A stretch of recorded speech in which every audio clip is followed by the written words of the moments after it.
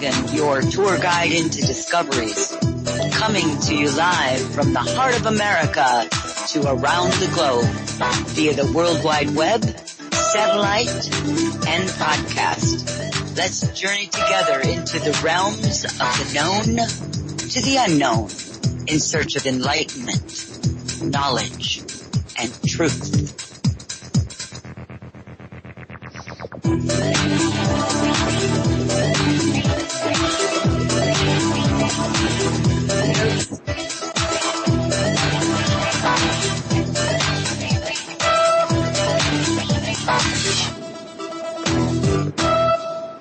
Good morning, good afternoon, good evening, wherever you are on this beautiful planet Earth. This is your host, Rebecca Jernigan, and you're listening to Journeys with Rebecca right here on wolfspiritradio.com and simulcast on Revolution Radio at freedomslips.com, Studio B. Now, please remember that both stations, Wolf Spirit Radio and Freedom Slips, are totally listener-supported. So any donations really make a difference.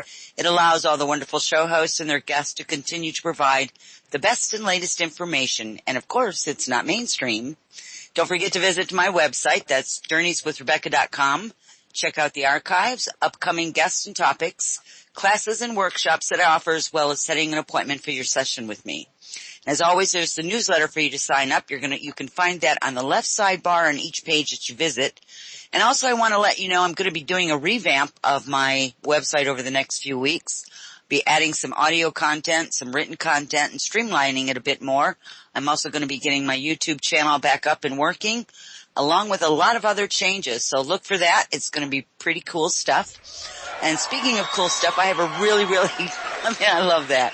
And speaking of cool stuff, my guest tonight is Dr. Georgina Cannon. Now, she's an award-winning consulting clinical hypnotist. She's a relationship coach, author, and a lecturer at the University of Toronto. She's also recognized as the public face of hypnosis in Canada. She's a respected member of the mainstream health community. And Dr. Cannon's work and views have gained her prominence as a frequent source for news and feature articles on hypnosis as well as alternative therapies. Tonight, the book that we're going to be talking about is one that's just coming out. It's called The Third Circle Protocol: How to Relate to Yourself and Others in a Healthy, Vibrant, Evolving Way, Always and Always. Now, we will be taking questions tonight, so I hope that you guys will listen and find some questions there for us, but please do place all your questions in caps so that we know where they are and we can get those questions answered for you right on air. So without further ado, let me introduce Dr. Georgina Cannon. Welcome to the show. Well, thank you, and hello from Toronto. Oh, that's lovely, lovely place. Yes. I used to live in Michigan, not too far away from there. Oh, just hopping across the river. Yes. It didn't used to be that you had to have a passport to go to Canada. Now we do, Doctor. Well, yes. Well, let's talk a little bit. Let's talk a little bit about kind of your journey into writing this book. I know that through reading not only your website, which by the way you can get to, it's georginacannon.com. That you can, your journey into this place started out as hypnosis, and you've done a lot of research for many, many years, with all of this. So maybe what we could do is kind of for the people that aren't familiar with your work, so kind of let them know what brought you to the point of how you got into all of this, because hypnosis involves a lot of different things. You do past lives, and you've helped a lot of people through, phobias and fears, et cetera, and so forth. So if we could speak to kind of your process that brought you into writing this book. Sure. Well, going further back, I started in England as a journalist. So I learned very early on how to ask questions and get answers that people didn't even realize they knew the information, right? So that was very good training. And from there, when I came to Canada, I was still a journalist, and I went into PR and went into the corporate world. And after a few years, decided I didn't like it. So looked around for something to do that was more heartwarming, if you like, that made a difference in people's lives. And I got my Reiki master and did some color therapy training, some aromatherapy training. And then I realized that that wasn't it. So I did some Gestalt therapy training, some psychological training, and happened upon hypnosis and realized that that really, as they say, turned my crank, because what it does is it enables the person themselves to make the change, and all you are is the facilitator. And I love that piece. I love the fact that people, when they change, when they make the difference in their own lives, they own it. You know, it's a bit like trying to get a teenager to clean up their bedroom. They have to decide to do it themselves. So I love that part about it. And of course, growing up in England, I've always been aware of the spirit world and ghosts and fairies at the bottom of the garden and things like that. So it wasn't a big leap to go into past life after I learned how to facilitate hypnosis. And I learned that from Henry Bolduc, and I learned the interlife process, life between lives, from Michael Newton. I was in one of his last classes, actually. And from there, I took coaching and counseling workshops and a lot of other training. And I found that all my time as a journalist paid off tremendously, because I could really hear my clients. I could hear even what they weren't saying. I just felt it intuitively, but also I heard. So it evolved into relationship counseling. And I see a lot of couples, but this actual process, this actual protocol called the Third Circle Protocol, happened because about 8 years ago, I had a client who came into the clinic, and he was, I guess, 40 years old or so, and he just inherited the business from his parents. And with that inheritance came the bookkeeper, who he'd known since he was a kid. And she was treating him like he was still 4 or 5 or 6 years old. And he was finding an anger in himself that he didn't know he had. He felt resentful. He got angry when she sort of patted him on the arm and said, "That's okay, dear. You know, things are fine the way they are," every time he tried to make a change. And he came in to see me about anger management. And I realized it was more than that, because this anger, his feeling of anger, was recent. It only applied to her. He didn't carry it with him anywhere else. So we started looking at the relationship. And as I worked with him, I realized that all relationships have two things. First of all, we operate from a snapshot of what was, if we knew the people before. But secondly, and even more importantly, there is a contract, an unspoken contract between the two of us, of expectation, what you expect from me and what I expect from you. And unless we realize what that is, we get let down and we feel irritated, abandoned, we feel upset, we feel ignored, all of those things, because it's not spoken. So you and I, Rebecca, have a contract. We don't talk about it, but there's an expectation that what you get from me and what I can get from you in a way of relationship.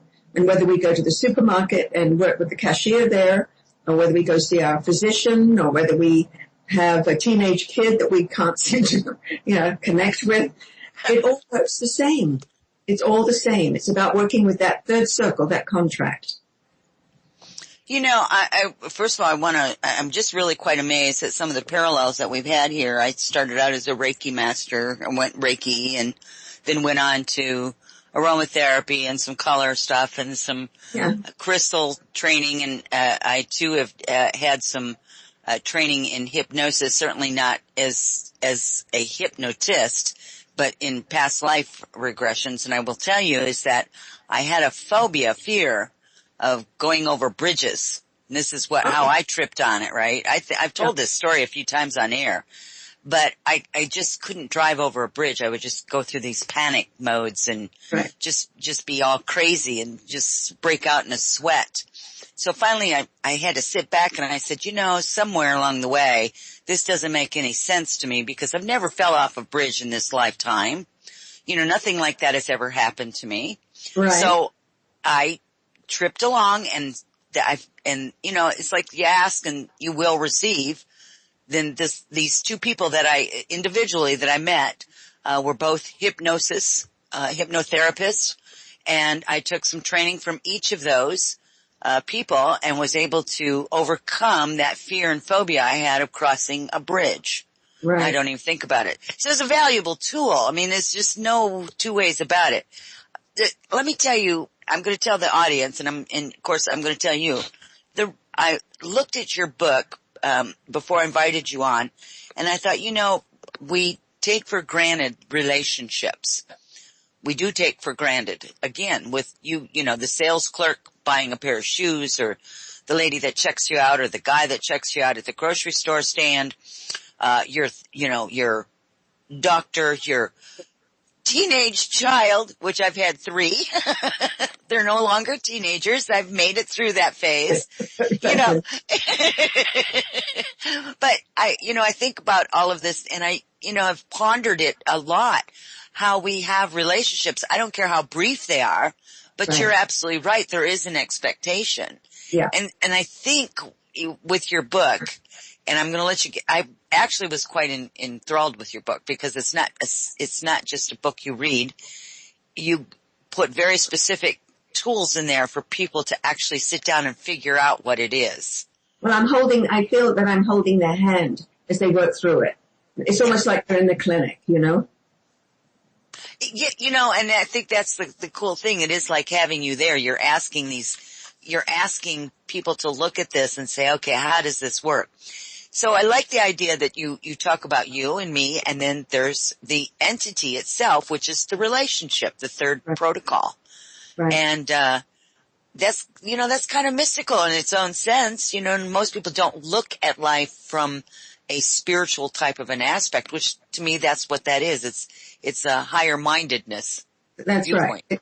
It's that energy we make between us. And if you've got someone, I've got a chapter on the unloved ones in our lives. And, if you have, I call him Uncle Charlie. If you have an Uncle Charlie, and apologies to all the Charlies out there, but if you have an Uncle Charlie that's a pain in the butt, he's a bigot, or he's always diminishing you in front of people, and you don't want to go to family gatherings. Thanksgiving is not very thankful, and Christmas is always depressing because he's going to be there. So how do you manage the unloved ones in your life? How do you work that? How do you change that energy so you don't have to, hold your breath or gird your loins before you go to dinner where Uncle Charlie's going to be? And that's explained very carefully in the book, because it makes a huge difference once you own yourself and you understand the relationship with yourself, how you interact with Uncle Charlie and all the Uncle Charlies, whether they be colleagues at work or whether they be, the partner of your best friend who you adore, but you can't stand him or her. We all have them in life. We all have these people that we'd rather weren't there. How do you exist with them, And it's important to know that. Well, so I know it's in your book, but I'd love for you to kind of expound on that a little bit, because here in the United States, Easter just came and went, and so I'm sure there was a lot of people that had family gatherings, and the Uncle Charlies of the world were present or not present, as the case may be, because the other side of that coin is the unloved ones say, well, I'm not coming because nobody loves me. There's the opposite end of that. The Uncle Charlie knows that nobody really cares for him. Doesn't make himself very lovable either. Right. Right. So maybe you could give the audience, I don't know, kind of like a little bit of a idea of how to have that relationship, first of all, with themselves, in order to get to that conclusion, Right. how to handle the unloved Right. one. Sure. Well, the contract, the unspoken contract, is made up of 2 separate parts. The first part really is your value system. What are your life values? So they may be kindness, or they may be the need to be heard, or they may be laughter, or they may be the outdoors, or it may be, somebody can't live without music, or whatever Georgina, your life values are. Georgina, And the second part of that is your priorities. Georgina, can you hear me? I'm going to ask you to turn off your video. Do you know how to do that? Sure. Because it's getting garbly, which means that the internet connection is probably getting a little strange. And I'm so sorry, but I'm going to have to ask you to start all over again. It was right from the very beginning. It got real warbly, and I could only hear every other word. Oh, that's much better. Great. Thank you. Okay. So the whole idea of the third circle protocol, that entity, that unspoken contract, it's the first part of it is with yourself. So you have to find out and know what your life values are. What's important to you? What is it that makes your character? Is kindness important to you? Is charity important to you? Is laughter important to you?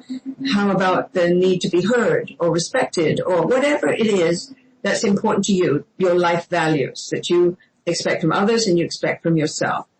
Then what are your priorities? So you go through the priorities. These are what make up your character. Then, and if you live them, and so when the client's in the clinic, we go through the values and I say to them, okay, you say kindness is part of your value system. Are you kind to yourself? And if they say, well, I could be better, well, then you're not living your values. So let's make a change right there. So you have to live your values. So that's the first part. The second part is to know what you absolutely need, bottom line, the 4 or 5 things you need in every relationship. And then what do you want? What's the nice to have? So for instance, if you absolutely need in every relationship that you deal with is a pleasant behavior or kind behavior. But what do you want? Well, want could be somebody who loves music, or I like to talk about history or whatever. And then what are you prepared to give to that relationship? And most people don't think of that because as much as we're designing what we want, we're also adding into it what we're prepared to give. And if you look at that relationship as a separate entity from the two people, if you follow that contract, then it will flourish. It will become ripe and juicy and lively and everlasting. But if you ignore what went into that relationship, it will shrink. And you're not doing it to the other person, so to speak. You're doing it to the relationship. And that's why it works so well with teens and parents, because the teen suddenly sees that they have agreed to something, to form a contract, and they put their requests in, what they want, need, and are prepared to give, and their values. But if they don't do that, then they are not doing it to their parent, they're doing it to the relationship. And it really makes a huge difference, because suddenly they get a responsibility, and they like it because they get power as well, because they can say what they want and what they need. So it really works. Well, I think it also helps, I don't know about you, Georgina, but I myself as a teenager, I fluctuated, I vacillated a lot. And it was because somebody didn't sit down and ask me those questions. Exactly. Or I didn't have that, I guess, that direction. I wasn't able to actually figure that out until, years down the road, what it was I wanted, what I needed, what am I going to be willing to put into a relationship? And I think that's where you come into the expectations. So what a lovely idea for those that are out there listening that have some teenagers. This is an absolutely fabulous book for that. Gives you the whole ins and outs of it and how you can set it up. So that teenager then goes out into the world, grows up and becomes a healthier adult than you and I think were in our younger years, because we had to learn it as we went. We certainly didn't have the information that we do now. And some people never learn it. Some people have no idea what their values are. They're like a piece of, a dust ball or something. They just float from one thing to another and wonder why they get stuck in life, or wonder why, as my clients will say to me, how come I always choose losers? Isn't that true? And I hear that a lot. I always pick the wrong one. Yeah. Well, now you know why. Because you don't know who you are. And if you don't know who you are, how can other people know who you are? Yeah. I always talk about that's a big topic of mine through my shows through these years, which is the authentic self. And that's learning to be honest with yourself and really understanding who you are. So there's a lot of internal work that a person can do to get them to that point to understand what's the difference between a want and a need. Yes. What you want and what you need, they're usually very different from each other. Yes, yes. And we find judgment against. You find that a lot, that people judge themselves pretty harshly, probably harsher than anybody else would. Well, they do, and when I hear that, I say, well, that's pretty insulting, and I'm saying, this is not a religious point of view, but as a child of God, aren't you insulting God? I mean, how could you're not, as a child of God, you're perfect. You may do some things that are not perfect, but really, let's face it, you're not as bad as you say you are, and they laugh because they know it's true. People like to be a victim. They like to blame themselves because that way nobody else can. Isn't that a true statement? Yeah. Victimhood. Victimhood, yeah. I'm no good at that. Oh, really? How do you know you're no good at that? Well, I tried it a couple of times. Oh, really? Speak to a marathon runner and ask them how many times they tried the marathon before they ran it. Speak to any athlete. They tried it a couple of times. They wouldn't get a gold medal if they only tried it a couple of times. You gotta be, and then people say things like, I'm so hard on myself. And I say, no, you're not. Actually, you're very easy on yourself. You need to be harder on yourself. So I think you've had a fairly long career in your life with, the hypnosis and all of that. Mm-hmm. What's been the most, I guess one of the most challenging, I don't want to say couples, but challenging situation as you were thinking about this. Go ahead. We're thinking about this. I have a lovely, lovely story. In fact, I wrote a blog about it just this morning. I have a client who is a businesswoman, very senior, very accomplished woman. And she came in, I guess now about 4 or 5 months ago and said, I don't know if you can do something about my husband. So I said, well, what's wrong with your husband? And she said, I love it when people say, you've got to do something about him. So I said, what's wrong with your husband? Well, he's just not romantic. I said, how long have you been married? 15 years. Okay. Well, what do you mean he's not romantic? Well, I keep telling him, I want him to be more romantic. I want to feel loved by him. So I said, great. Okay. Well, why don't you bring him in and we'll see what's going on. So they came in and I said to her to open up the meeting, I said, so Mary, and I'll call her Mary. Mary, tell me, why you're here. And she said, well, I'm here because we've got some issues that I can't feel I talk openly directly to John, but I thought if you were here, we could do it more easily. So I said, sure. Okay. So John, why are you here? And he said, well, because Mary said it was important I come, so I'm here. So he had no idea why he was there, really, except that his wife asked him to come. So I said, well, Mary, then why don't you talk about what the issue is and talk to me if you can't say it to John. So she said, I just wish you were more romantic.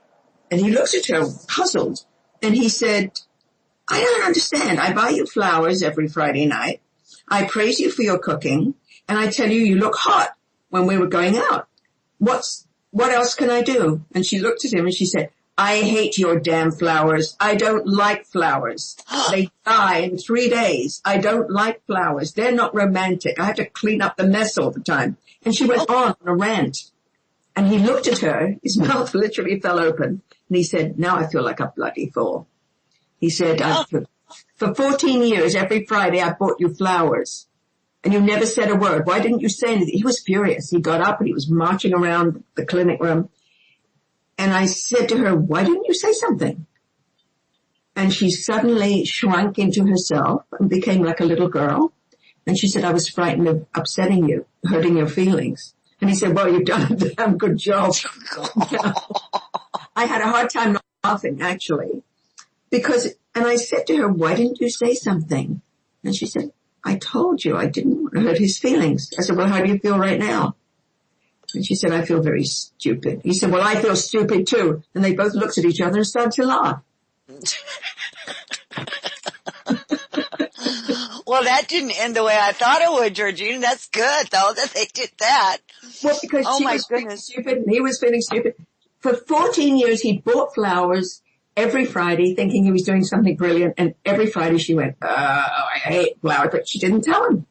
So that was just brilliant. I mean, I couldn't have script written it. So I said, so what I did is I gave him a protocol that I use in the clinic a lot with couples. I've asked them both to write down separately 5 things that make them feel loved. And they're small things, don't have to be big things. And just write down, I feel loved when you, whatever, right? It can be when you wave at me across the room when we're at a party. Or I feel loved when you phone me in the middle of the day and tell me you were thinking about me. Or I feel loved when you walk past me in the house and just rub my shoulders. What little things. And so they went away and they did that. And the secret to that is you just write the separate lists and you exchange them. And you don't say a word to anybody, each other. You just don't comment on it. You just say thank you. And you read them and you live them. And when you live those things that make the other person feel loved, you're communicating. Now see, that's beautiful. It's simple. It is. It's the contract. Like the contract is simple, except that nobody does it. So you mentioned contract. Are you talking about now? You know, people talk about the contract that we have before we come into this world. Are you talking about the contract that when people come to see you, there's a contract, an unspoken contract between people as part of the process? Everything. When they come to see me, they expect something from me. Right. That's a contract. That's a contract. And I expect something from them. I expect something from them. Right? So, yeah. And I always say to them, what is it you want from me during this process while you're here and for the ensuing sessions? And they tell me and I say, okay, now what do you want from yourself? And they say, woo, because they never thought about that. And then I say, this is what I want from you. Because let's get it in the open so that there's no disappointment or hidden agendas here. Yeah. And honestly, that's really fabulous of that. And I actually love the word contract in this case. Yeah. I use it a lot in different contexts, of course. Sure. But you know, I have to tell you these stories. And, one of my biggest, pet peeves, I think, is, like to go to a grocery store or, a retail store, whatever it is, and you are looking around, you're finding what you need. I'm pretty thoughtful most of the time about what it is that I'm going into the store for. So whether it be grocery shopping or retail store or what have you. So, I go in there with the idea and understanding that there's going to be other people, and I try to have a nice upbeat positive attitude, and I get to the clerk and they don't look at you, they don't acknowledge you, they don't say anything to you. You can chat with them, you can wish them a good day regardless and leave. I'd like to know if you have any ideas. What, I literally have spoken to these people and stare right at them. And, how are you doing today? You ask that question of everyone else. How are you doing today? I speak to them just like I was speaking to anybody else, right? Right. And sometimes you get these blank stares, or you get a sneering look, or whatever the case may be. And that's always been something like, well, how do you change them so that you want to leave somebody in a better place in which you found them, right? Well, I tell you what I do. First of all, I assume and wonder if they've left a sick kid at home. I wonder if their feet hurt. I wonder if they got, punched out the night before, or they've just been fired, because we have no idea. Sure. And everybody has a story. So what I do if I get that, I look at them and I say, boy, you must be tired. Has it been a long shift? Or you must be tired, you're on your feet, got nowhere to sit down, I guess. I engage them with their feelings. That's what I do. That's a good idea, to approach them and put it in, to make make it about them. Yeah. I was just looking for some kind of dialogue, Well, that's the dialogue you're going to get. So often you might even get something like, it's been a long shift and I got to go home, or I'm going to school after this and I don't know how I'm going to study. You'll get the story, you really will. Because otherwise you're just a person going through. You're one of 1,000 that they see every day. So if you are actually connecting with the human being, then they'll respond. That's a good idea. Because I feel for these people when I'm Sure. going through the line, and you look at them and you go, well, I would like to at least have them have a smile on their face and give them something to smile about, whether they can just feel it, or whether it's something that I've said that makes them happier for the moment, something that they can hang on to that's positive. Because that's a tough job. I don't care what anybody says. If you're somebody that's checking people out in a retail situation, whether it be grocery store or not, you meet all kinds of people, and not every one of them are going to be nice. That's for sure. And they've been on their feet because they've been on their feet all their shift, and they have to look good. They have to look pleasant. And it's just very difficult. And they lifting stuff all the time too. Yeah. I often do say to them something like that, or I might say, by the way, I want to tell you, you're the best packer I've had for a long time. Would you mind coming home with me and packing for my holiday? And they laugh. Only if you take me with you. That's right. So it's engaging, It's very human. Well, I think we sometimes forget that. I think we sometimes forget that aspect of communication. Dr. Georgina, I really do. And that's why your book is so important, because the first thing it does is ask you to dialogue with yourself. Yes. And that's a little different than just sitting there berating yourself. Dialoguing with yourself is just being honest, without judgment. And allowing yourself to be human.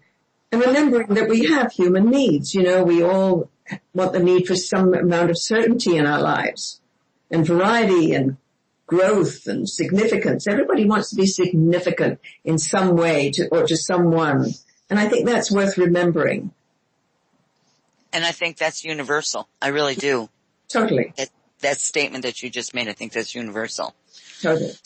So the book, the Third Circle Protocol,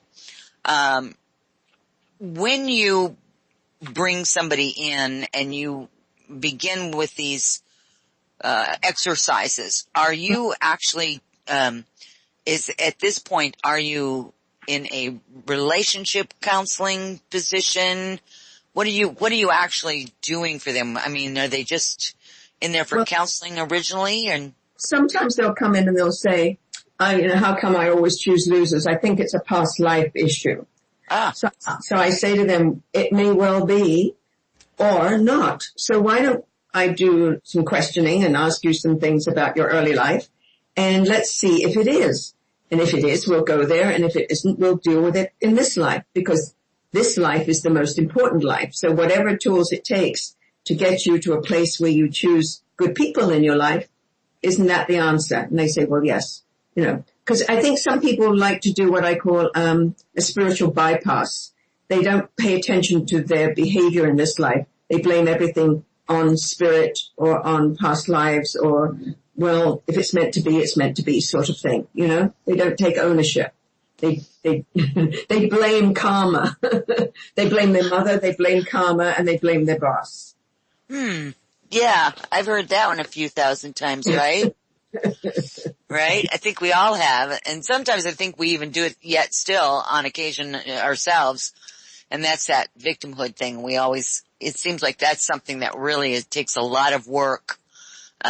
Conscious, I call it, being mindful and making sure that you don't keep putting back in those old structures that you've taken out, that you're, shifting and changing it. 'Cause that's what this book is about, is really about changing the whole dynamics of not just your relationships with like your husband or your wife or your colleague, mother or father. It's with everybody and within the self first. Right.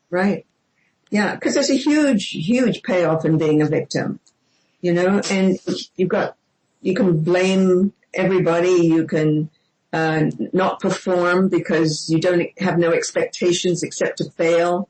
It's a huge payoff. So to help people realize that is when they get that aha look in their eye and they suddenly get it, they're turbocharged. It's amazing. And we talk about how every day is important. The other thing I do, and is to say to them, if you live to be 85, and there are 365 days in the year, I'd like you, when you go home, to work out how many days you have left. And bring in the answer next time you come. And when they get that number, they're really shocked because it's much less than they thought. So they realize how important it is to use every day in a very special way and to really make it work for you. So even if you choose to do nothing one day, at least you're choosing. You're not letting it just happen. And in the book, we talk about enriching your life and how to make it, even though it seems difficult, how to make it easier by living your values, kinder on yourself as well. Does that make sense? It makes perfect sense. And, you know, what a beautiful message to give to people about being kinder to the self, because if you're kinder to yourself, you're automatically, I think, going to be kinder to others because you're conscious of that, right? You like other people to be kind. If you're kind to yourself, you want to be kind to others. You want them to be kind back to you. It's just, it's, you know, working the whole gamut there. Yeah. So it's not self-indulgent. It's kindness, which is very different. Yeah. It is. Yeah. Absolutely. So there's a lot of people out here that listen to the show they have a regular job, a 9-to-5 job that they go to day in and day out. And I know that there's a lot of different pieces of information that you can share with people to help them kind of maybe understand or identify if they are having some difficulties at work, with whom and how. Maybe you could give some examples of some of the people that you've run across, some of the people that you've helped in regards to workplace, you know, contracts and people and all of that. Sure. I can give a personal example. When I was in the corporate world, I was pretty senior, and I had a boss that lived. I was working in Canada, in Toronto here. My boss was in the States, and he was rude and a bit of a bully, to put it gently. and I had to decide every month whether it was worth staying. So because I'd done my work on my value system and knew who I was and what I needed, I was able to stay with that job as long as it worked for me, as long as I was learning, because I traveled on their behalf a lot to different countries, helping them with their strategic planning and all that sort of thing. And once I realized that I was not learning anymore, I'd taken all I could out of it, I left. And I chose to stay because it was serving me well. It was serving my values well. And I made sure that I lived in kindness. I took care of my health, made sure that I didn't get run down. And any time that he was rude or obnoxious, I didn't let it come to me. I just realized that that's who he was. It certainly had nothing to do with me. It just happened that I was female, and nothing really to do with me as a human being. I really got that. So it made it much easier. Now, if you have a colleague that you work side by side with who is a bit of a leech, you know, there are some people who do half the work and expect you to do all of yours and theirs, then go into your value system and see what you can pull up that will help you build more stronger boundaries so that you can say no very kindly and nicely, but with respect and firmly, but also not let it affect you. In other words, don't get caught up in the drama of it. Stay firm and comfortable in your skin. Because once you know who you are, it becomes much easier not to get caught up in other people's drama. Whether it be a colleague, whether it be a boss, or anybody in your family. You just look at it and say, hey, that's not mine. You know, it really is not mine. And I don't want to be part of that. Because ultimately at work, you really are your own boss. Although you work for a company, you are in charge of how you behave, who you are, and whether you stay at that company or whether you leave. And if you really know your values and priorities and needs and wants, you'll see how that job position works for you and for how long. So it's important to know yourself wherever you go, whether it be, as I said, to the doctor's office, to the lawyer's office, or to your boss's office.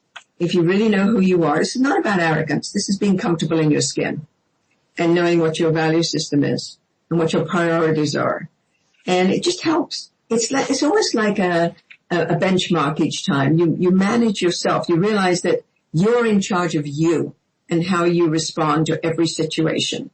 And it just becomes easier and easier, and you find yourself unshakable. I mean, you may get disappointed, you may get annoyed from time to time, but you're not shaken to the core like you used to be. Very different. Yeah, that's really good information, Dr. Georgina. It really is. The more I think about it, I had a really bad boss back in the 80s. Mm-hmm. I mean, a really, really negative Nelly. Didn't like women at all. And why he hired me, I still don't know. Matter of fact, I asked him that one day. Why did you hire me? Because he said something, because I had to go and pick up one of my kids from school because he had gotten sick, and the nurse called me. And I had to go pick him up and take him home. And of course I dropped him off, made sure he was okay, went back to work, and my boss said, that's what I get for hiring a female. That's one of my triggers, right? You know, but I did, one of the few times that I actually had my head together. And I said to him, I said, so why did you hire me? Yeah. And he said, didn't answer. No. He didn't answer me, so I answered for him. I said, was it because I knew the job? I knew I was qualified for the position? Yes. Okay. Well, then I guess that statement that you made probably is not even relevant, is it? And what did he say? Nothing. Nothing. Just steam came out of his ears and nose. Yeah. He just couldn't respond to me. But that was the turning point for me when I really recognized that, he wasn't part of my value system. Because then after that, it just kept getting worse and worse. He kept making a lot of snide remarks about being a female, et cetera and so forth. Just was, really all around a very, very negative man. I mean, his wife was afraid of him. He was a bully. And, it was a sad situation. And it just got to the point where I went into his office one day and I just said, here's my 30-day notice. Yeah. And he said, well, is there anything I can say to change your mind? I said, not a thing. Because I knew he's not going to change. He was who he wanted. He was a bully. And he liked to bully people around. Even the men in the office he bullied, not in the same manner, but he bullied everybody. And I thought, I don't need this bullying. Nobody needs this. It's not up to me to change him, but I can change where I work. Right. So that's what I did. Yeah. Yes. I made the decision. I had been with him for quite a few years, and it was a really tough decision. I mean, I really, for months, I played it over in my mind over and over and over again, and I just finally, after every day going in there and having all these comments bounce off of you all day, every day, knowing that there wasn't anything you could say or do that was going to change him, because he didn't have a value system. His value system was just, and he used to say, I manage by fear. Oh, charming. I make you fear me. Yeah, I mean, he made those statements, and you're like, okay, well, that right there didn't make me fearful at all. Kind of just set me off. Well, like, okay, well, this is not. Yeah, not very smart. He wasn't, that's not very smart. No, he wasn't. No, but, he wouldn't be allowed to. No, he wouldn't be allowed to say those things now. Absolutely. Absolutely not. No. I've been asked by a large corporation, by a group of senior women, to go in and talk about women in business and do a training program on how to use this protocol so that they feel more secure. For instance, they talk about getting interrupted more than men in meetings. And what should they do? Right? So, and I have a protocol. It's called Champion Track. I have a workshop that I do for women in business because it happens all the time. It still happens. It's better than it was, no question. But it's still there. Yeah, Well, share this quick overview for those that are in that kind of position. Sorry? Could you do a quick overview for women that are listening that are in that kind of position? Yeah. Absolutely. So one of the things I would say, if you keep being interrupted and you're making a presentation at a meeting, they asked you to come back with some thoughts, concepts, ideas, or it's your quarterly figures meeting or whatever it is, and somebody keeps interrupting you, and it's usually the same person with either snide comments or silly questions or whatever, then stop and just very calmly look at that person and say, Jack, it seems to me you have some discomfort with what I'm presenting. Why don't you tell us all what it is you'd like to say, and then we can answer that or deal with that, and then I can continue. And then just be quiet and look at Jack. And everybody will turn and look at Jack at the table. But you have to be very calm and you have to be very strong when you do it, very low key, and say you obviously have something that you want to share. So why don't I stop for a moment and you say what you need to say, and then I can continue, and just look at him, and everybody's head will turn, look at him. And if it's what normally happens, you'll say, well, no, it's all right. You just keep going. Mumble, mumble, mumble. But he won't do that again. It's kind of a form of bullying, isn't it? Oh, just total bullying. Yeah.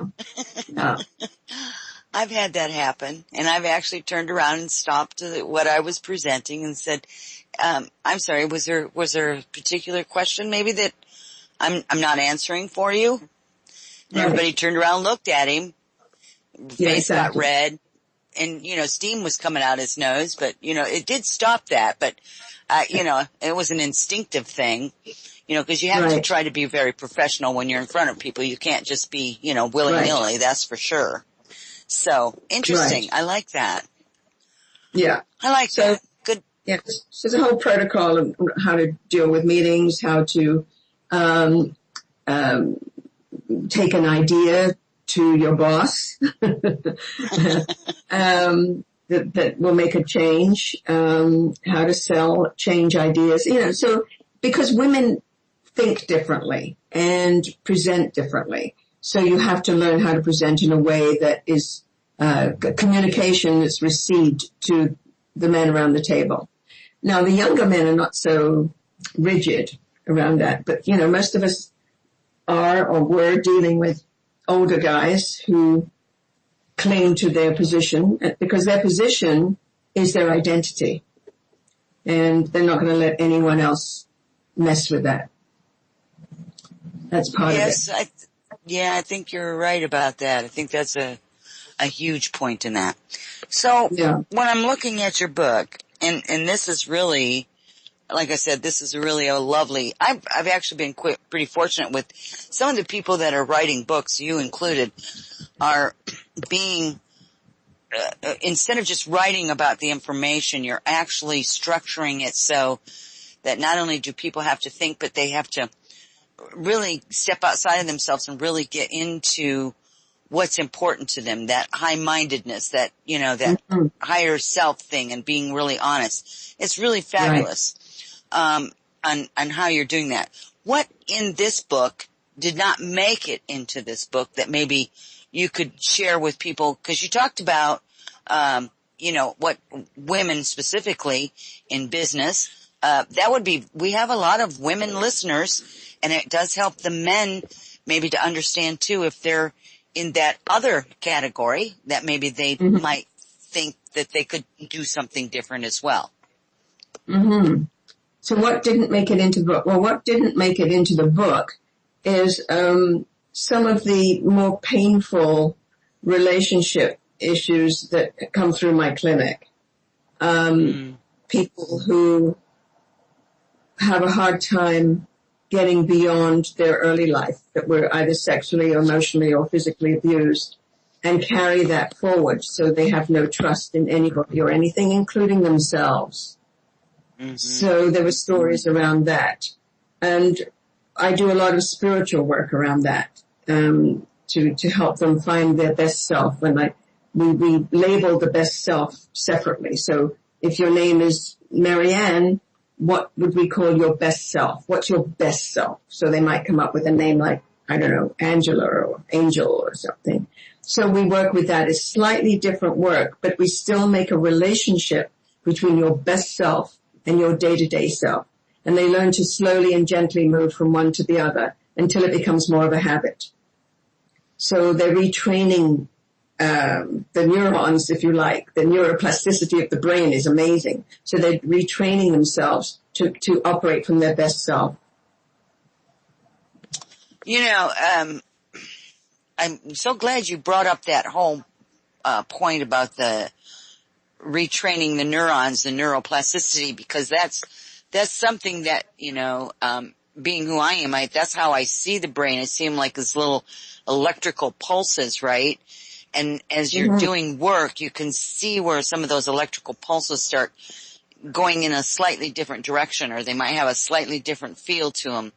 That kind of a thing. And so we do know, and you know, I don't think we're ever too old, Dr. Georgina. I don't think we're ever too old until we leave this world physically to learn and to grow and to educate ourselves. I think that's, for me, I think that is really truly one of the meanings of life.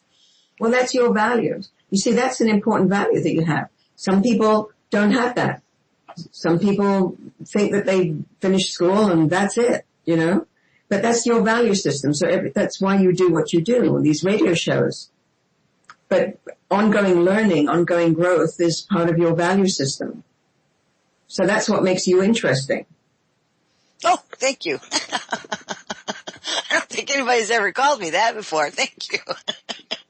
Well, I mean, look at the knowledge you have. And look at the explorations you've done. You've explored so many different things. So how could you not be interesting? Well, now, see, you've just given me some different way of looking at myself. Thank you for that. And that's just really very cool stuff right there. We're going to be taking a break here in just a few, well, thank you. We're going to be taking a break, Dr. Georgina, here in just a few minutes at the top of the hour. And when we come back, I hope some of the people might have some questions for you tonight, specifically related to them, that you can help answer for them, give them a different, framework, or I call it reframing. Let me reframe that question, or whatever the case may be. Reframing is always positive in my opinion, just like you've just given me something tonight that allows me to reframe different ways that I look at things. And so I thank you for that. So I hope the people out there will take advantage of, while you're here, is to ask some questions, because you never know who's got a same or similar situation, or is a question that they maybe don't really quite know how to word, and somebody else words it for them and go, oh yeah, that's what I meant. You know, it really helps a lot of different people. It just takes a couple of questions and people will begin to open up. And so anybody that has that would be fabulous. I would really love it. GeorginaCannon.com. I've put your website address in the chat room tonight. And I will place it in there again. Where is the book available again? Amazon.com or your local Barnes & Noble or major bookstores. Or Amazon. Are you online? Yes. Can you buy it on your site as well? No, I know, because I prefer to support bookstores. I really do. I love them. I kind of miss when all of them kind of went away. Yeah. It got to be that everything's so digitized, right? To me, there's nothing better than to crawl into bed, get all comfy, and get my book and read. Right. It's like Absolutely. A security blanket, right? Or curling up on the couch on a cold, wet, windy day and reading. It's just, to me, that's just a little piece of heaven on earth. Totally. Yeah, absolutely. So, I have a few more questions for you, obviously, when we come back. I would like for you maybe to, when you come back to us, to talk a little bit about your previous book, Return Again. Sure. I'd like to make people aware of all the work that you've done and are still doing. And we'll get into some more of the third circle protocol, because that stuff it really is a very, very wonderful book and very illuminating and enlightening for the individual. And I hear the music, so all of you please stay with us. We'll be right back after this break with more of Journeys with Rebecca and my guest, Dr. Georgina Cannon.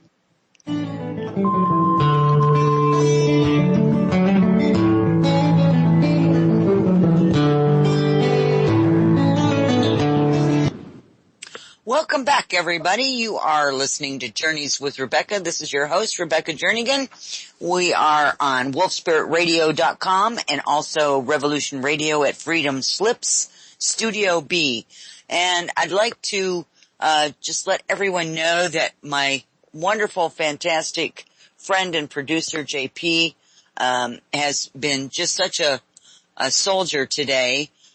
He had a mishap with a saw and had to get himself sewn back together. So bless him for being here and all the hard work and the good work that he does. So I thank you for that, Mr. JP, and just wanted to acknowledge that and sending you lots of good energy tonight, my dear. Thank you again for being here. You're welcome. Love you. Bless you. Love you too. Oh, bless your heart. He's saying, I can't wait till this day is over, though. I'm very, very tuckered. I could sure use a rest, and so we're hoping we can do that for you. Anyway, back to the show. My guest tonight, she's fabulous. Just love this lady, Dr. Georgina Cannon. Welcome back. Thank you. Thank you very much. You know, this has just been fun. Go ahead. Yeah, I just wanted to mention that if people want to find out more of what's in the book, The Third Circle Protocol, there's a whole series of videos that I did on different subjects, like you and your in-laws or you and your aging parents. So they're very short videos, maybe 3 minutes long. So they can go on YouTube, look for Georgina Cannon on YouTube, and you'll see all my videos, including the past life videos, and also Twitter. I'm on Twitter and on Facebook, of course. Okay. We just can't get away from all this social networking, can we? I know. It takes so much time, too. It does, but I'll tell you what, I also come to realize, you know, I'm one of these people, Dr. Georgina, that I still think this miracle of faxing a piece of paper through this little machine and somebody else gets the same identical thing somewhere else around the world. It's just, you know, like, wow, that's just stupendous, right? And so here we are talking to each other. You're in a different country than I am. I have lots of guests that are in different countries. We couldn't have done that, you know, years ago. So how fabulous is this that we're able, at least in this way, to make a connection? Sure, absolutely. Yeah, as much as we don't like it, some of that goes with it. It's also a very good thing. It helps us to reach out to people. So we did get some questions. Are you ready? Yeah, I'm ready. Okay, this is the first one. How can one gently help someone from being a perpetual pessimist to one who is willing to sometimes see that proverbial glass as half full?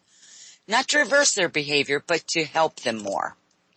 Okay. One of the things that I do with clients, and I have a cousin who is a pessimist, you know, one of those people who say, isn't that a beautiful dog? And he'll say, oh yeah, but they shed everywhere. You know, one of those. So, what I do is I say to my client who might say something like, oh, it's so hot today, or I don't know, these people never do anything right. And I say, never? Never.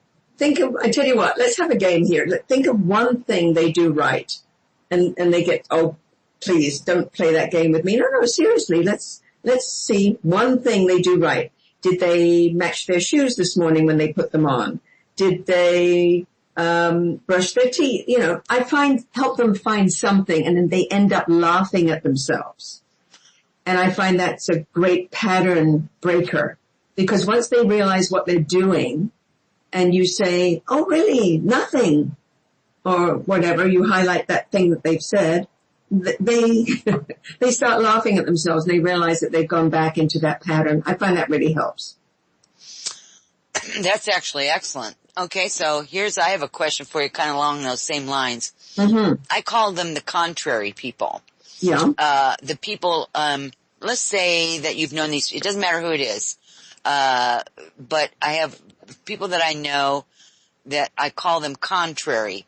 I can say, oh, isn't that the most beautiful color of blue sky?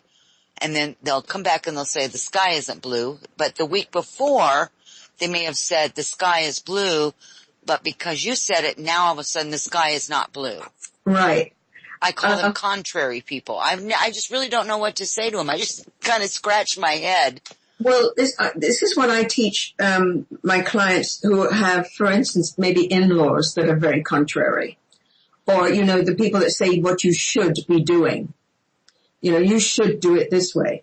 This is what you say. You say, I can see that where you are, it makes perfect sense that sky is not blue. But actually, from where I am, it looks blue to me.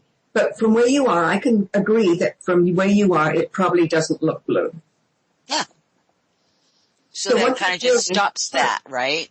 Yeah, because what you're doing is agreeing that from where they are, that's their point of view, but you have a different one. But make the sandwich. Always make the sandwich that you agree with them where they are. It makes perfect sense. But where you are, it's sort of kind of different. But totally get it that where you are, it makes perfect sense. Okay. Good idea. Good idea. Mm. Okay, so we have another one. This one here is a little different. How to deal with a narcissistic macho father who constantly belittles you and denies you anything that you achieve long after you are grown up, thus constantly sending you messages of worthlessness. Well, I want to know why you let it bother you. I mean, and I'm not belittling it at all, trust me. What I am saying to you is you know exactly who he is.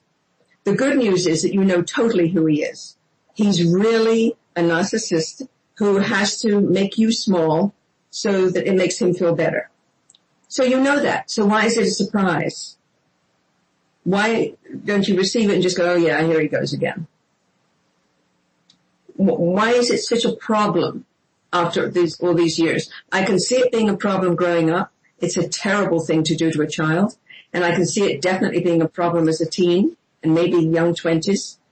But once you're an adult and you can step back and say, this is who this person is. He's not going to change. He's just nasty. He happens to be my father. He's nasty. He's unkind and non-supportive. He will never change. Why would I expect anything else? Now, having said that, it's a great shame. It's very sad that you have a father that does that. No question. Very sad. And if I was working with you, we'd work around that sadness. We'd release the sadness and the attachment to him and the need for his approval. We would release that. But understanding who he is, it's not a surprise. Just shrug your shoulders and say, here he goes again. I mean, dismiss it. Not from your heart because it hurts, but from your mind. Dismiss it. Just expect him to behave that way. If he behaved differently, you would be very surprised and shocked. That's who he is. Yeah. And the interesting thing is, we expect people to take us the way we are, but we don't take them the way they are. So take him the way he is. Don't take him in, but take him the way he is, knowing what he is. So, in a situation like that, especially an adult, and the word you used was we're seeking approval. I've worked with a lot of people through the years, and that is something that I actually kind of figured out through the years is that even as an adult, because of the structure of the family, right, the family structure, we're constantly seeking approval from our parents. Because we want praise, we want love, we want kindness, we want recognition as we're growing up, that we're doing something right, that we're doing something good, and we are constantly in that state of seeking approval. Right. And when we get to be adults, somebody doesn't tell us, we don't get this education after we are adults that says, okay, you no longer need to seek the approval of your parents. Their job, as it were, their time of their job is kind of done and over with as far as raising you. And if you don't like the way you're raised, then it's time for you to figure out how to make that different for yourself. We don't give those kind of tools to the young people. And it's such a shame that we consider after high school or college, then that's it. We just, people don't need any assistance, or adults, they should know that. But yet we don't give them the knowledge that they really need and the tools and the skills to be able to come to those conclusions earlier in their life as opposed to later in their life. Well, and it is go ahead. This book will. This is why it's so good to use it with teens. Because once they understand what their needs are and what their wants are and what their value system is, they will behave accordingly. So if their value system is kindness, then kindness to themselves, they won't let that affect them anymore. They'll be kind to themselves. Now say, you know what? I'm going to be kind to him and let him be who he is, as long as it doesn't affect me. And I'm not going to let it affect me. So she went on to write that her father, she says as a result of all this, she said she doesn't have a relationship with him. Right. And he's soon to pass away, and it does make her very sad.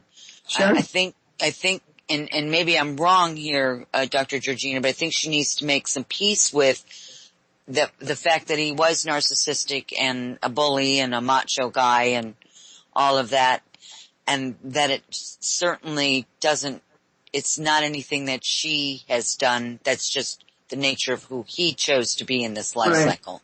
Right. I also think that there needs to be a way of her higher self connecting with his higher self. And I do a lot of work with that, both on Skype with clients and in the clinic, so that that their soul level selves can talk to each other and maybe forgive and bring understanding. My guess is that having to deal with him made her very self-aware, which is a gift. Mm-hmm. And if she can use that gift for the benefit of others, or the benefit of humankind in some way, then that's a gift that he sort of backhandedly gave her. And he probably wouldn't want to give her a gift, it sounds like. But the point is that if she sees it that way, she can make it work for herself. But we need to work from the higher self part. So when I have them in the clinic or on Skype, I would have her imagine that her higher self, her soul self, is meeting with him, and he asks her for forgiveness.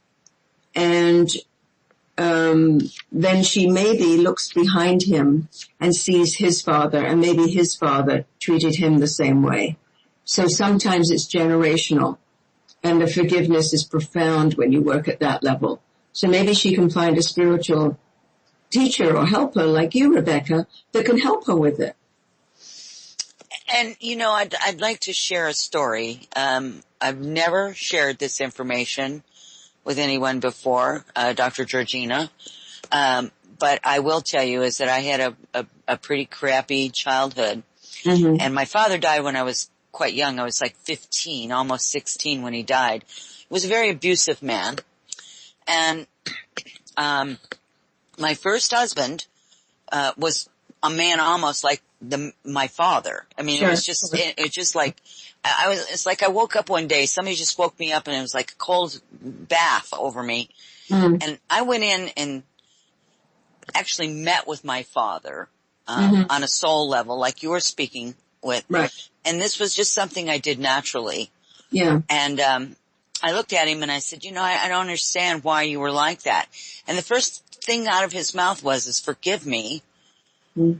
I would not have done that had I been different. And when you said I started looking beyond him, who was his father and who was his father's father and so on and so forth. And I realized that these were all very cyclic, relationships, that this was like, we passed down, a heritage in a sense, and it's not a good heritage in this case.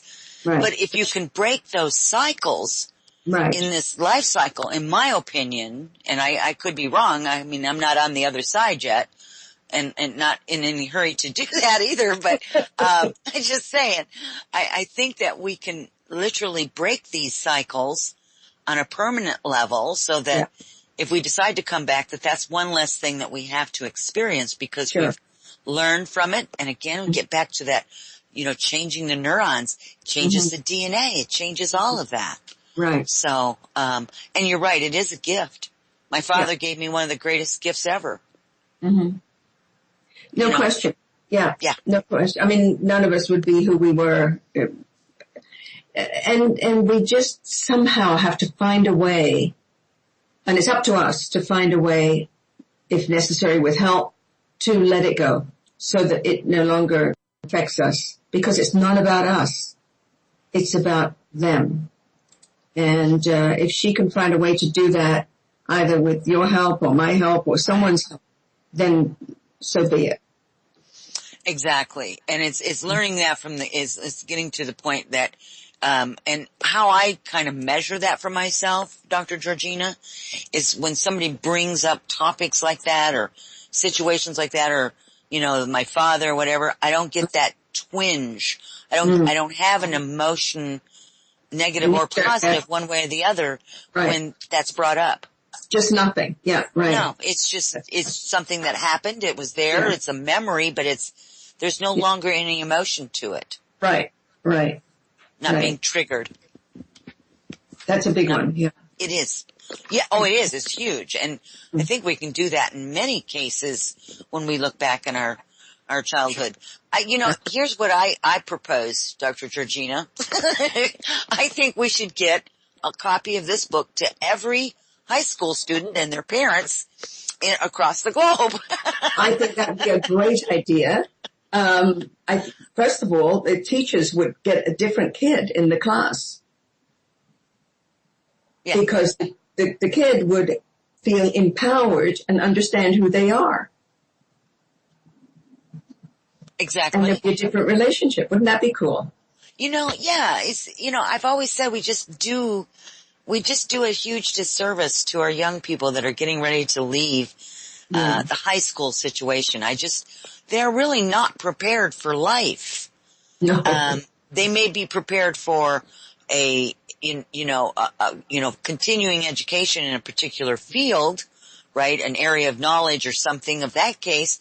But where are their life skills? The life skills of having a healthy, relationships, not only with self, certainly, but with others. And, just because you've picked, a particular, major in college, who says down the road that that's where your interest is going to lie? And I can't tell you how many clients I have, that are younger, that have went to college, they're working in the profession that they majored in, and they're extremely unhappy.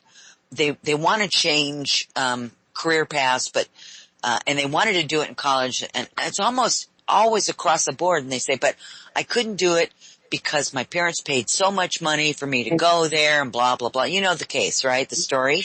Yeah. So we feel indebted to our parents because they put themselves perhaps in debt or had to do without or had to sacrifice in order to send us to college. And so they feel guilty. They feel guilty if they want to decide, hey, I no longer want to be a lawyer or a doctor, and I'd rather be a social worker, or I'd rather go work in the Peace Corps, or whatever the case may be. Right. What a powerful tool this would be is to start them in, say, a sophomore, junior year, and really start taking them down that self-discovery journey. Yeah. What's your next step on that? Well, here's what I mean is like, if you've got a 16, 17, 18-year-old and they do this contract, right? When that's probably only good for a few years because they will grow and change tremendously after they graduate. Yeah, well, their values usually don't change. But their priorities change. And what they need in a relationship will probably change once they leave their parents' house and start intermingling with the real world. But yes, any relationship, I believe that this should be revisited every 6 months or so. Just to make sure that your priorities, because your priorities change, right? So your priorities change. Yeah. Yeah, but your life happens. values stay the same, but the priorities change, and maybe your needs and wants will change. Your needs probably not, but again, your wants will. And then you do check-in. You make sure that everything's fine. And that can take as little as like 2 or 3 minutes. Or if it's slipped a bit, it could take half an hour or so. But the groundwork has been done. Good. So one of the things that I said to you was we talked a little bit about this was you are also the author of a book previous to this called Return Again. Yes. Although the third circle protocol is really an extremely fantastic book, fantastic all the way through it. It's one of those things that you can read the book and you can carry this through for the rest of your life by just adjusting it as you were just talking about. So what a really powerful tool there. But let's talk about Return Again. I know little of this, so maybe you could share a little bit. This kind of gives people a little bit more of an insight as to who you are and all of that. With pleasure. So Return Again is a book about past life journeying, past life regression, and life between lives journeying.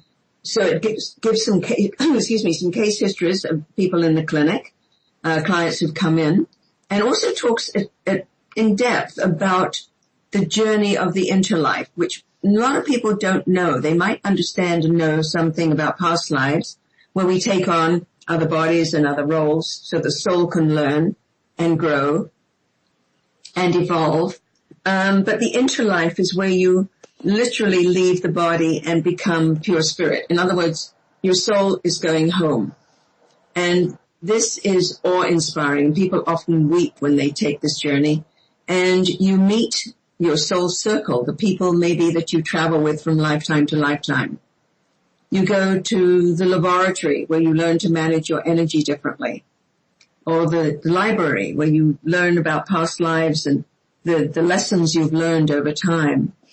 And then you go to maybe a place of rest or recuperation. And finally, not quite finally, but you meet the council, the wise elders, where you can ask any question about your current life. And the most popular question, of course, is what is my life purpose? You also, during this journey, meet your guide and you get your soul name and your soul, what I call the soul thumbprint. Of course, there's no thumbprint on the soul, but what your thumbprint is. And my soul thumbprint turned out to be a teacher, which was interesting because it's not what I would have thought, but that's what it was. And so you go before the wise elders, the council, and you ask questions, and the answers you're given are so much deeper and wider than one can ever imagine. And then you go to the place of choice, knowing what your soul purpose is, your life purpose. You get to choose the body you come in with, and whether you're male or female, black, white, or any color, and basically the type of family you're going to come into, so that you can experience the life and learn the lesson. And some people choose 2 or 3 different bodies to try on, and some people just step right into a body and know which one they're coming in on. And it's a very profound, amazing journey. And every time I take a client through it, which is like, I probably do 3 or 4 of these a week, I'm in awe. It's just extraordinary. You can't make that sort of thing up. The things they come out with, the results that they get. And what you do when you come back from that journey is you have a much clearer picture of who you are in the long term and the patterns that you've brought in with you from previous lifetimes, and whether they be good patterns or bad patterns. If they're bad patterns, then you have an opportunity to change them. So if you've had a pattern of being a victim in previous lifetimes, either as a slave or a very wealthy woman in, the 17th century where you had no freedom at all, or whatever, if you're a victim and somehow you find yourself in a victim role in this life as well, then, well, what are we going to do about it? How are you going to move from victim to hero in your life? And that's the work we do. So this book is written explaining and giving cases and descriptions of past life journeys and life between life journeys. And there's also a meditation script in it where people can go and meet their soul circle. And it's called Return Again, and it's on Amazon. You know, all of this, you know, all of your work that you've done, and this is, and I don't look at, when I say work, Dr. Georgina, I don't look at that as like a negative. To me, that's just a descriptive of something that, it's something that you do. You work. It's, you know, not toiling. It's, for me, it's joyous work. Yes. Work. But it's still work, right? Because we have to focus and we put our attention to it and we have to do follow-throughs. But and this return again. Discomfort. Yeah. Say what? Yeah, sometimes you have to go through discomfort as well. Oh, yeah, absolutely. But what a fabulous idea. Are you familiar with the Michael teachings? Oh, yes, indeed. Now, see, isn't that fabulous? Because that, what it reminded me of is you talking about meeting your soul group, and it just reminded me of the Michael teachings and how fabulous that is and how that corresponds. And if you can do this, I think it's, I mean, what a fabulous gift to give to yourself. That book, I haven't read it, but I'm going to tell you what, I will be ordering it. I definitely will be ordering that. Great, good. I think you'll enjoy it. Yeah. Oh, I'm sure I will. Just listening to you talk makes me wish I had it in front of me. So I see there, you know, I've got my little comfort level already ready here. I got my little book and getting ready to go, you know, lay in bed and turn on my light and read away. It's a lovely way, by the way, to go to sleep at night. Yeah. Is to read things like this and then go to sleep because you have such I have such interesting experiences at night anyway. And they become, really in depth with the topics that, I might have been looking at just prior to me, you know, going to sleep. Right. So it's fabulous. Do you ever do any dream work, by the way, with your patients or clients rather? I do, but it's not my specialty, so I do refer out. Actually, I refer out quite a bit. I'm very conscious of boundaries, treatment boundaries. So, yes, they might say to me, you know, I had a dream such and such. I was on a bus and someone chased me off the bus. What do you think that means? And I will say, well, it depends.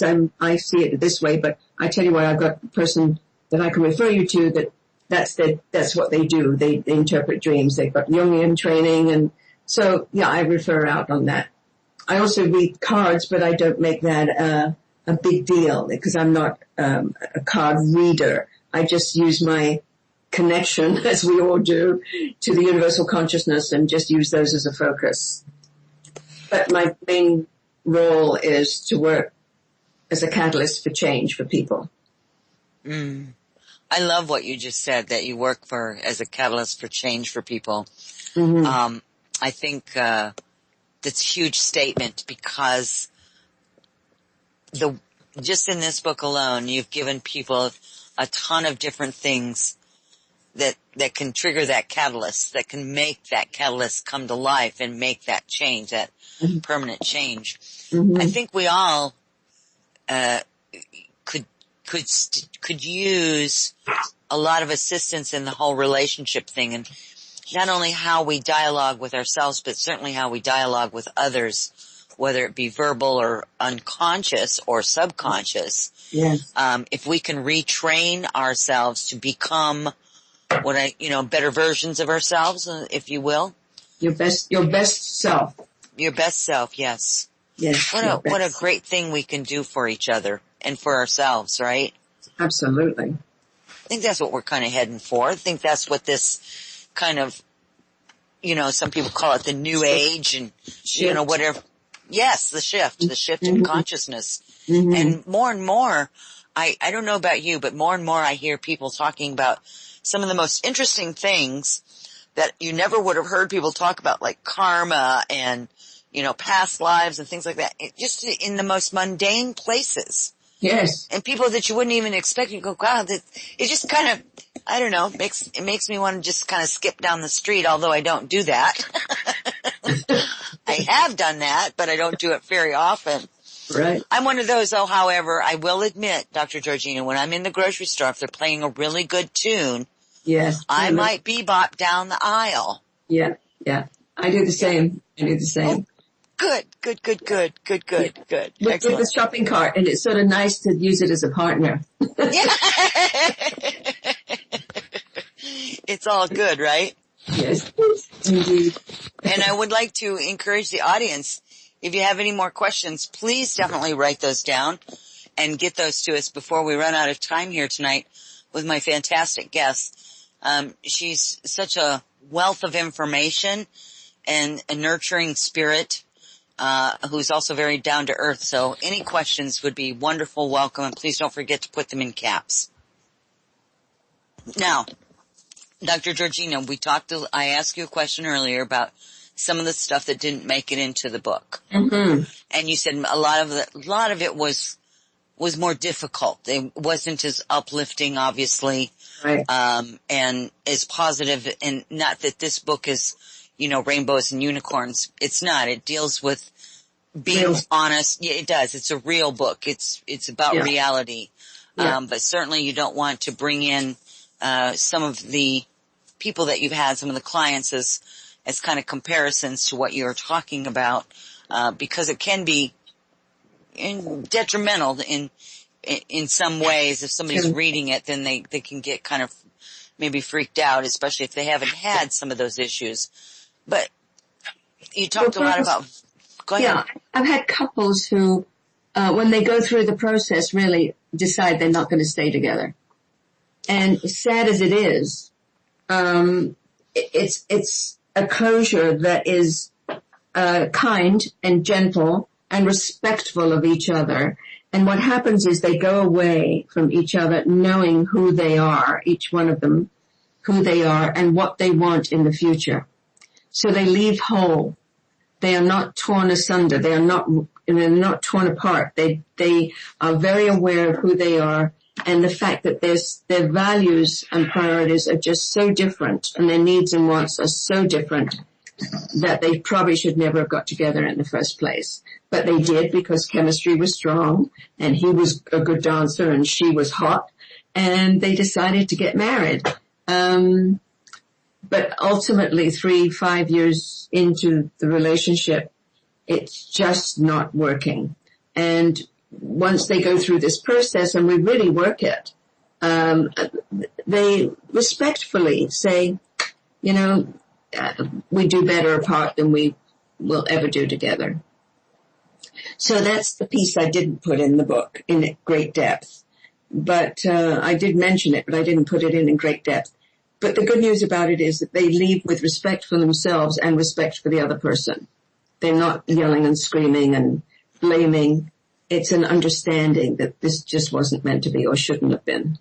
It'd be great if, because I can't tell you how many couples, or one side of the couple anyway, that I see in my sessions with them, that it's not that either one of them are to blame. It's just that they get caught up in the idea of marriage and the idea of starting a life and the idea of this and the idea of that, whatever they think life is. And then the reality of it sets in and they realize that this just isn't working, right? And this, I think, is because they haven't actually sit down and really, what are their wants and needs? What is it that they bring to the table as well? Right. And, what a beautiful thing it would be if they could do that before they spent $50,000 on a wedding, right? And if you watch that show, what is it? $15,000 on a wedding dress. My goodness. I just can't. It's some kind of a fad, right? Or something. I don't know. How much money can somebody spend on the wedding? And it becomes this kind of, outdoing the Joneses kind of idea. And it's, I don't know. I don't wrap my head around that, but it's just unfortunate. It does happen. It still happens. We do have a question. Mm-hmm. And this is for you, doctor. It says, would you offer a self-hypnosis technique for someone who cannot afford one?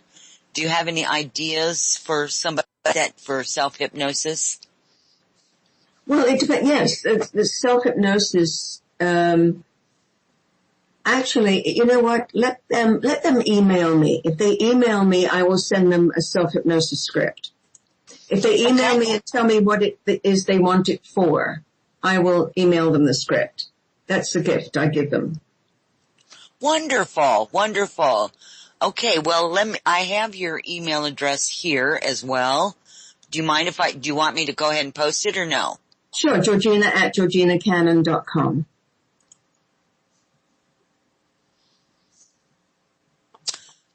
Okay. Georgina at georginacannon.com. Yes, okay. That's not the one that I had on there, so. No, you have my personal one. Yeah. I'm so glad I asked that. I'm glad you asked it. Oh, okay, I'm writing this down, so I'm a little slow on the uptake tonight. It's okay. Yes, so if they write me a brief note saying that they're the person that wanted the self-hypnosis and tell me what they want the self-hypnosis for, then I'll send them the script. What a marvelous gift. That's absolutely fabulous. And then they can record themselves and give it to themselves. That's beautiful. And I spelled your name wrong in there. I looked at this and I said, oh no, I didn't spell it right. I'm kind of sitting sideways here, so my keyboard isn't sitting directly in front of me. So sure. I will correct that. I promise I will correct that. Yeah, because that just doesn't look right. I was like, oh no, she wouldn't want me to do that. That's just terrible right there. So yeah, I will definitely get that taken care of here. And that's just a lovely idea for you to have done that for people, is to give them a gift like that, Georgina. That's just fabulous. Really, it is. It really is. One of my values is kindness, so there you go. Ah, there you go. But I have boundaries, so I do have to earn a living, so I don't give away my, everything. But I choose where my charity is, as I say. Well, we all have to draw that line somewhere. Sure. It's called boundaries, right? Yeah. We all have to have some boundaries, and that's, that was another thing, that, I run across a lot of people who just didn't have boundaries, and, I realized that when I looked at other people, I had to look at myself, and I was like, oh, I don't have boundaries in regards to this and this. I need to, and the hardest thing for me to learn was to say no. Oh. That took me a long time. Yeah. When somebody would ask me something and I'd say, oh yeah. And then it got to be where I couldn't honor what I said I could do because I had too many other things going on and there just wasn't the time. So I had to learn how to stop and just, first I stopped and I would tell whoever it was that I made that commitment to, I just couldn't do it. Right. But instead of just saying that though, then I went a step further and said, but maybe I could do it on this day or that day, or maybe this person could help you instead. Right. I always offered a solution, not just a closing of the door. Right. And then it got to be where I had to be really, really mindful. And when somebody asked me to do something, I would, check my calendar. I would check different things and I would go yes or no. And it was one of my hardest things was to learn how to tell people, no, I can't do it. Well, I think we all want to be loved, and that's one of the ways we're loved is by, servicing ourselves and doing what people ask us to do. True. I think that is. I think it's, cause we've always wanted, and again, that was in my younger days, and I still think that was part of the, whole approval by the parents, right? You're looking for approval, so you're going to say yes to everybody because you want everybody, like you said, to approve of you, to like you. Yeah. For sure. Absolutely. Yeah. Let's get this book out to all the high school people. I wish you could, all out to all high schools, anywhere that people need to feel better about themselves. So maybe all shelters, women's shelters. Ooh, beautiful idea. Yeah. Anywhere idea. People need, certainly teen clubs, teenagers have such self-doubt about themselves that I really would love them to do this work. So I'm going to be teaching it next year to psychologists and therapists and coaches who want to be accredited in this protocol so they can give it to their clients. So if anybody's out there that wants to learn it, just connect with me and we'll put them on the list so that they can get the announcement of when I'm going to be teaching it, probably in the spring next year. Wonderful. Oh my goodness. And interesting. I was just going to ask you, do you have any appearances coming up, or, what are some of the other things that you're going to be doing? Not that you don't have enough to do with your, clients and writing books, but, and teaching at the university. Yeah, I'm teaching a course, in past life and life between lives, but you have to be an accredited, therapist of some sort to take that course. I'm also teaching an NLP course. And what else am I doing? I'm just... Well, you just sound like you're pretty lazy there, Dr. Georgina. It's so much fun. It is so much fun to see people shift and change and know that they did it. They did it themselves. Empowers them. It's so exciting. Really. It is. It's a beautiful feeling to be empowered, to give that power to yourself, knowing that no one gives it to you. You have to just own it for yourself. Right. What a beautiful gift to give to yourself. And then when you do that, then you're actually giving it to others, because you are the one that has changed and has become a different person in some ways, right? Yeah, totally. Beautiful. Yeah. Beautiful. Yeah. So we talk about, go ahead. Even when I go through customs, I'm going to New York for something, and the customs guys always say, and, why are you going? And I might say, I'm going to see some friends, and what do you do? And I say, I'm a regression therapist. Oh, what's that? And I say, well, I take people back to the beginning of the time where they had a problem in their life and see if we can solve it. Oh, really? And I can't tell you how many cards I've handed out. Oh, beautiful. At customs officers. Yeah. No. Do they do anything with it? I don't know. I think they're just fascinated. But yeah, the conversation is much more open, as you mentioned earlier, than it used to be. Yeah, it used to be you kind of hid all that stuff and you were, had to keep it within certain circles. Mm-hmm. And, just your friends that knew who you were, what you were doing, and not so much anymore. And I'm sure you probably get the same thing. I still get people that just kind of, poo-poo everything. They're very much, rooted into, this reality, so to speak, that the only thing that matters is the four walls and that's all there is, right? Well, if the media question me from time to time and say, how do you know this is real? And my answer to them is, it really doesn't matter whether it's real or not. What matters is the learning and the wisdom that comes from it. Even if it's a metaphor that your mind is giving you, what difference does it make as long as you learn from it and grow from it? Right. It's the outcome. It's the outcome. Yeah. Beautifully said. Beautifully said. I don't care what you call it, really, Yeah. Let's take the learning from it. And, I think that's a good way to handle just about anything. If you've learned anything from anything that you've done, it's a good day. Mm-hmm. If you become wiser and if you, it's like the story I told about not being able to say no. I mean, I still catch myself I have to be very, very mindful of when I, commit myself to something without looking to make sure that I don't have something else, there in place, or that it, that whatever else that I might be doing may interfere with the ability to commit or to honor that commitment or agreement that I made with them. Right.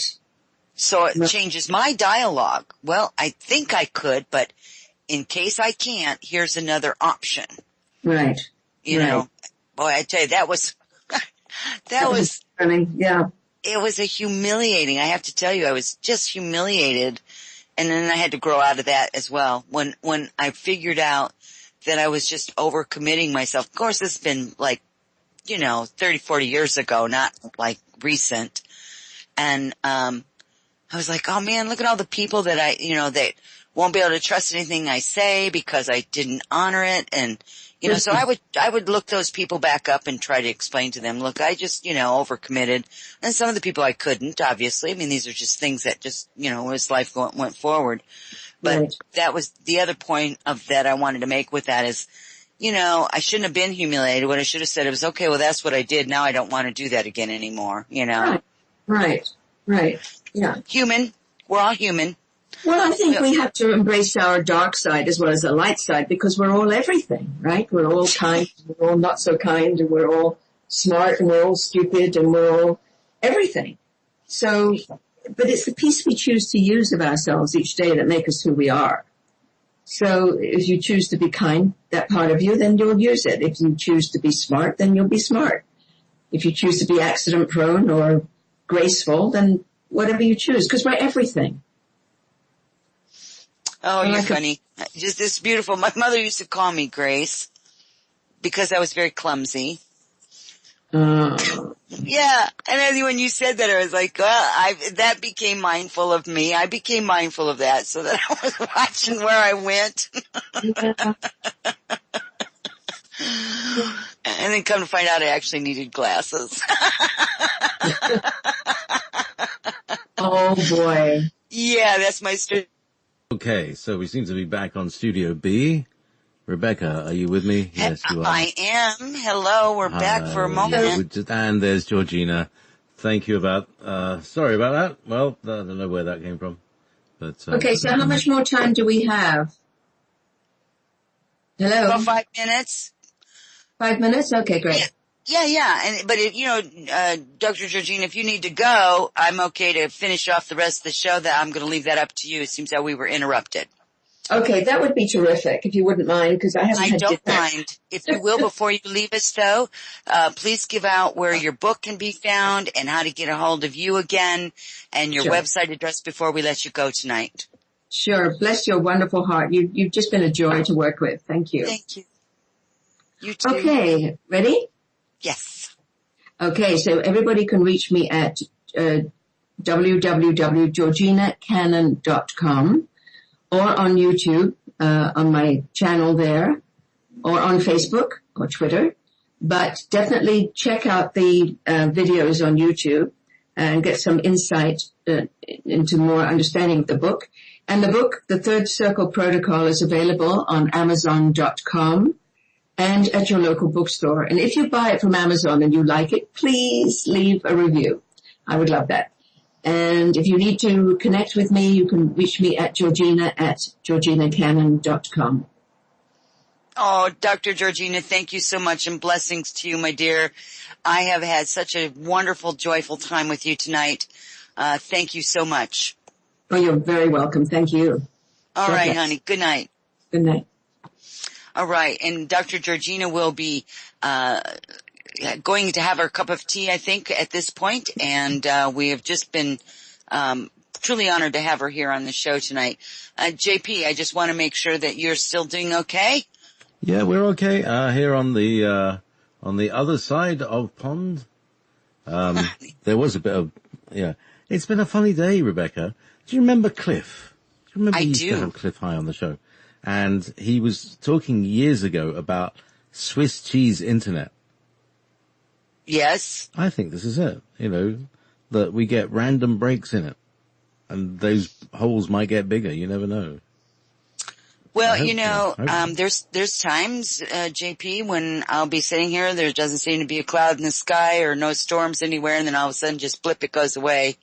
Then it comes back. Sometimes it doesn't. So it's like the Swiss cheese. And, it's also about,